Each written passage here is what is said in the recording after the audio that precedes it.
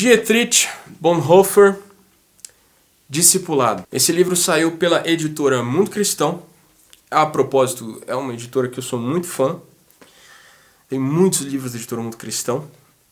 É uma edição muito bonita, olha, com folhinhas vermelhinhas. E o livro está rasurado, rabiscado e escrito porque eu faço isso, né? E algumas pessoas detestam quem faz isso, mas eu faço, eu escrevo nos livros. E eu queria falar um pouquinho sobre esse livro, mas dentro da seguinte perspectiva. O que é o discipulado de Jesus? A escola que Jesus ensinou seus discípulos não era uma escola formal, como a gente entende hoje. Jesus fez um caminho com os discípulos. Ele passava, identificava pessoas que Deus, na sua sabedoria, escolheu e ele levava essas pessoas com ele. Jesus andava com essas pessoas. E o centro da vida dessas pessoas chamadas por Jesus, de discípulos e depois de apóstolos, passava a ser esse caminhar com Jesus. Essa ideia de que a maneira de Jesus ensinar mudou, que Jesus hoje prefere escolas formais, que Jesus hoje ele quer que você vá no final de semana e se sente naquela disposição de Areópago, né? Aquela disposição greco-romana de um cara falando e as pessoas ouvindo. A nossa igreja é muito mais parecida com uma escola de filosofia do que com a perspectiva de Jesus mesmo, que Jesus saía andando com as pessoas e nesse andar com as pessoas ele falava das coisas do reino. Ele aproveitava as situações da vida, do dia a dia, os doentes que apareciam, os endemoniados que apareciam no caminho, as árvores que não davam fruto, todas essas coisas eram usadas por Jesus como material didático. O material didático de Jesus era esse, era a escola da rua, ele saía andando com as pessoas. Isso quer dizer que a gente deve abandonar a nossa maneira de viver a nossa igreja, né? Abandonar nossos cultos formais? Não seja radical a esse ponto e você vai destruir algo que tem sido edificante para você e para as pessoas. Não seja um desigrejado, não abandone a sua igreja. Por mais que a perspectiva de Jesus sobre discipulado e sobre caminhada cristã transcenda o entendimento do local de reuniões, do ambiente de culto. Ele transcende. Porque Jesus quer levar a devoção e o relacionamento que muitas vezes é normal, que é bonito, é excelente dentro do templo. A gente tem isso, né? De conseguir ter um momento de adoração muito especial lá com os irmãos, na igreja, e aquela devoção no coração e tal. E isso não é errado, pelo contrário, isso é aceitável, é agradável, é desejável, busque isso. No entanto, por que essa maneira de ser devoto, de ser apaixonado, precisa se limitar ao momento do culto? Por que você precisa aprender somente na hora da mensagem, na hora da ministração? Não, cara, você precisa levar a mesma perspectiva de aprender com Jesus e com os homens de Deus, com a Bíblia, com a palavra da cruz. Isso tem que ser levado do ambiente de reunião, tá? Do ambiente de encontro, tem que ser levado para a vida. Porque a igreja ela devia ser o contrário. A igreja é o hospital, é o lugar onde a gente é curado das feridas que nos acontecem no dia. Mas as feridas que aconteceram por quê? Porque você estava vivendo o evangelho lá fora. E aí as coisas que não deram muito certo você traz, e aqui você é curado dentro da igreja, você é ajudado dentro da igreja para voltar para lá. Então, o crente não deveria viver sua vida de crente na igreja, ele deveria viver a vida de crente no mundo. O mundo é o lugar do cristão. O cristão não foi chamado para ele viver fora do mundo. Ele foi chamado para não amar o mundo e nem as coisas do mundo, mas o entendimento de o que é o mundo é o que você precisa mais buscar em Deus a fim de entender essa relação. Como é ser cristão e viver na igreja, ser cristão e viver no mundo? Tudo isso, todas essas perspectivas ficaram muito mais claras para mim lendo esse livro aqui, Discipulado, de Dietrich. Ele tem um nome bonito, né? Dietrich. Eu perguntei para um amigo meu que fala alemão como que pronuncia isso aqui, e ele disse que é Bonhoeffer. Então, Dietrich Bonhoeffer, Discipulado, da editora Mundo Cristão. alguns comentários para fazer sobre o livro, mas antes eu queria que vocês refletissem nesses pressupostos. Qual é o lugar verdadeiro do crente? O mundo ou a igreja? A igreja é o lugar para o crente se esconder e viver sua vida com Deus em secreto, dentro de um ambiente secreto, privando as pessoas que verdadeiramente precisam do consolo e da salvação que o Evangelho traz? Ou o crente deveria levar tudo isso de especial que ele vive no seu ambiente para o mundo? Não é? Onde o discipulado acontece? Ele acontece na igreja ou ele acontece fora da igreja? Aliás, é possível fazer essa distinção? Você consegue em algum momento sair da igreja? O que é a igreja? As igrejas são por acaso as paredes? As igrejas são por acaso os ambientes de reunião? Ou será que igreja é uma maneira de entender o mundo? Igreja, você passa a fazer parte de uma nova cosmovisão, uma cosmovisão cristã, de um discípulo de Jesus.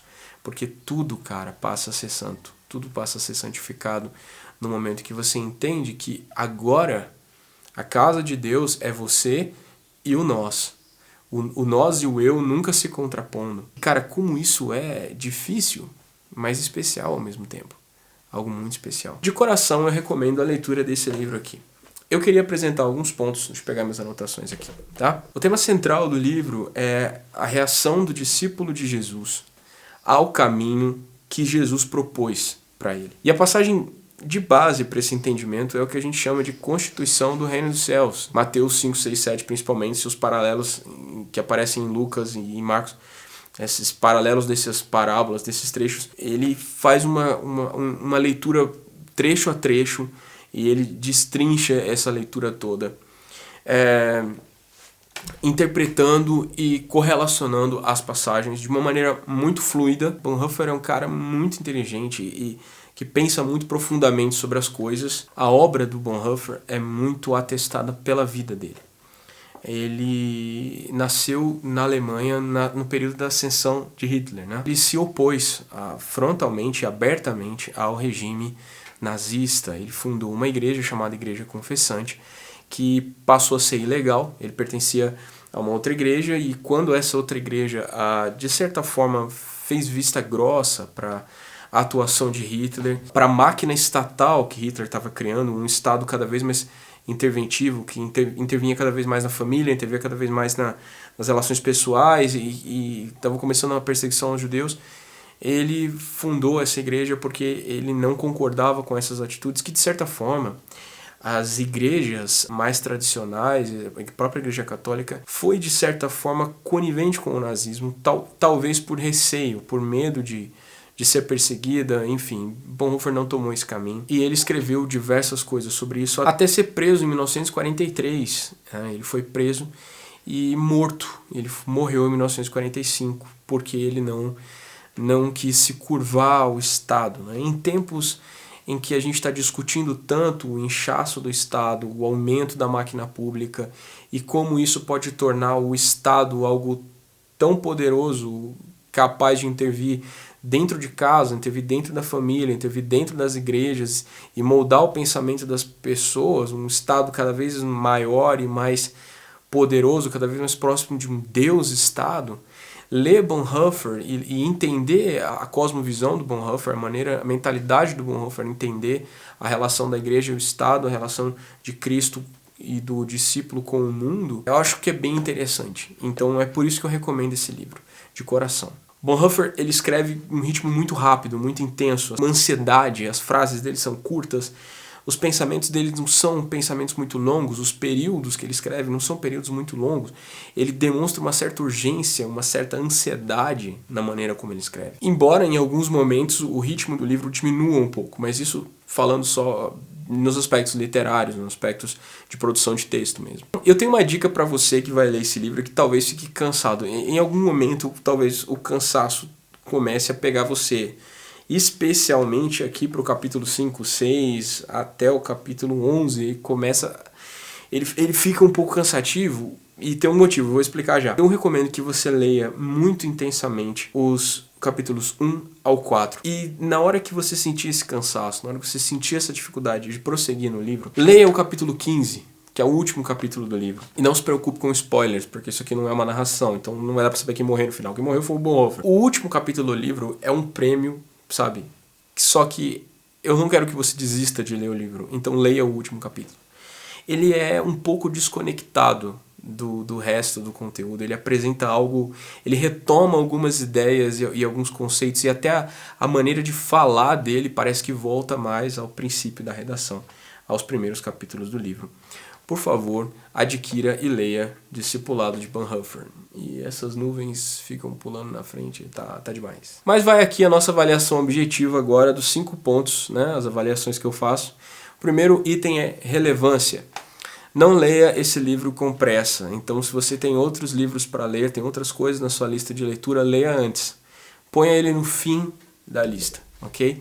Não tenha medo de colocar ele no fim da lista, mas esse livro precisa estar no seu radar de leituras para o ano de 2017.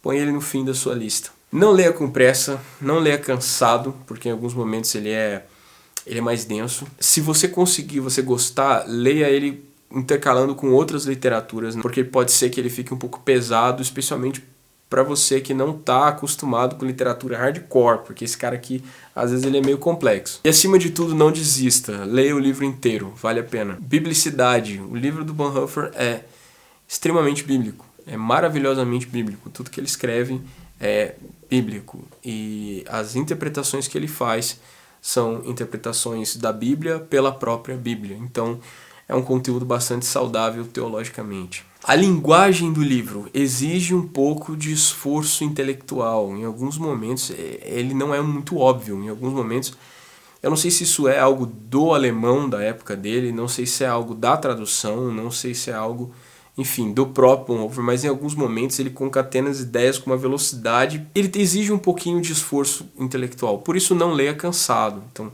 não tenha pressa de ler o livro muito rápido, vai lendo por partes pequenas para você absorver melhor o conteúdo. E agora vamos para a avaliação estética, que é para mim onde o livro tem um problema. A diagramação e a arte do livro são boas, é boa, mas não inovadora. Nota 2. A capa é muito bonita, e se você for reparar, ela é um uniforme, tá vendo? É um uniforme de presidiário. Ela tem também essas beiradas vermelhas, eu achei muito bonita, muito interessante. O livro é realmente muito bonito em termos de acabamento, também bem feito. Mas ele tem um problema na diagramação. A quantidade de linhas por página é muito alta, é muito... O entrelinhas, né? O espaço entre uma linha e outra, que a gente chama de entrelinhas, é muito apertado e isso torna a leitura cansativa. Você perde, você chega ao final, quando você vai retomar a leitura, especialmente à noite, quando você está cansado, você tem essa dificuldade.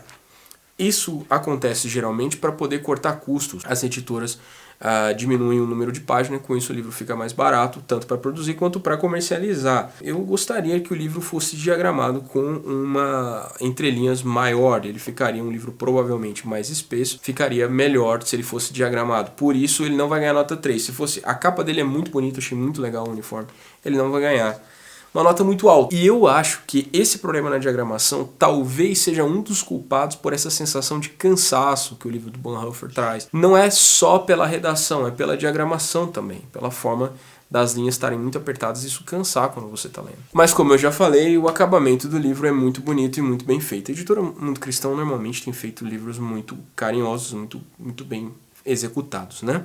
As folhas vermelhas, como eu já destaquei, a pintura aqui lateral, é muito bem executado e muito bonito. Uma peça para você guardar com carinho. Então é isso que eu tinha para falar sobre o livro Discipulado, do Dietrich Bonhoeffer. E eu quero ler mais coisas do Bonhoeffer. Eu realmente fiquei fascinado pela história do cara, pela entrega do cara. Então eu gostaria de ler mais coisas do seu Bonhoeffer. Não vai ter sorteio desse, não vai ter envio desse, mas você pode adquirir esse livro nas livrarias cristãs e na FENAC, se não me engano, e na Saraiva também, acho que na Leitura também tem, nas livrarias grandes tem. A editora Mundo Cristão é uma editora que distribui muito bem os seus livros em muitos lugares, tá bom?